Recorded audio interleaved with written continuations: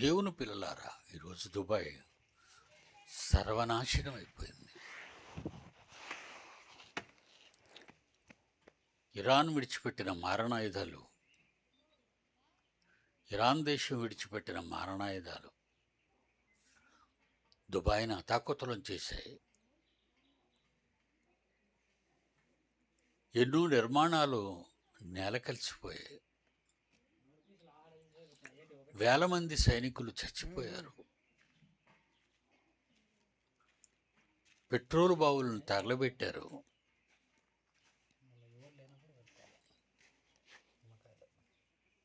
అలాగే మోషే కాలంలో ఉన్న ఈ ధనవంతుడు ప్రతిదినము సుఖపడే అలవాటు చేసుకున్నటువంటి వాడు